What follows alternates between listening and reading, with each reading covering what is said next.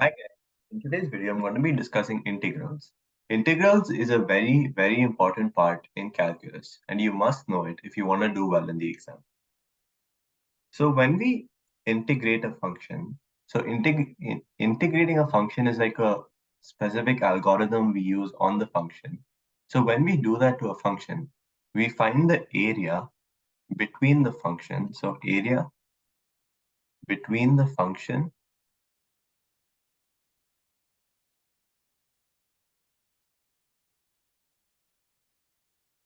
and the x-axis. So whenever we integrate a function, we get the area between the function and the x-axis. So the sign of an integral is this. So it looks something like this. So sometimes, so let me draw a graph. So say the graph is something like this. And this is some function f of x. When we integrate f of x, we get the area in between. So this entire area. Now we have something called definite integrals. Definite integrals is when we add a certain bound. So say we can find the area between the function and the x-axis, but only between a certain region. For example, this region to this region, we can find the area between these by adding bounds. Say this point is -2 and this point is 2. We can integrate f of x from -2 to 2 to get the area between f of x and the x-axis in this bound. So now let us look at some rules for integration. So these are the rules for definite integrals. So definite integrals are integrals with a bound. So integral of a f of x dx is equal to 0.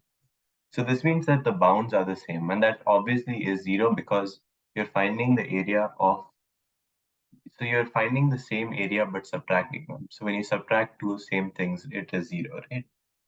So yeah.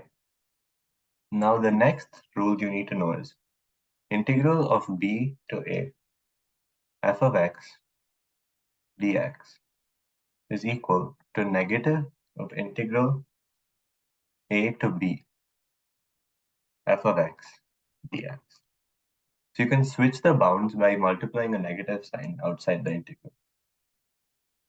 And now another rule is integral of a to b k into f of x is equal to k into integral a to b f of x dx.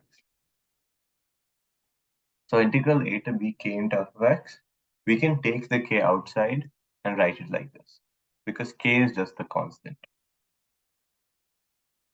And now finally, if we have a value c, so if c lies between a and b,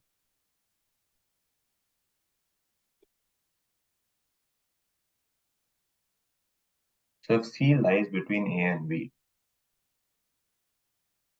then we can write this as integral a to b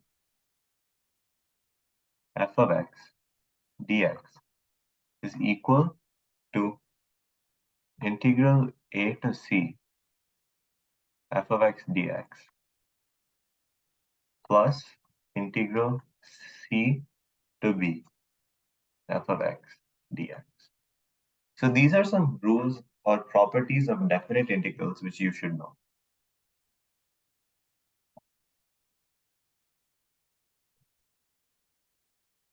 So it will be very useful if you write this down in your notebook, as you must know these for the exam.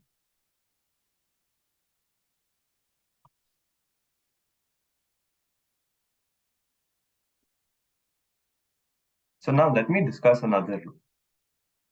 So integral 0 to 3 f of x minus 2 dx.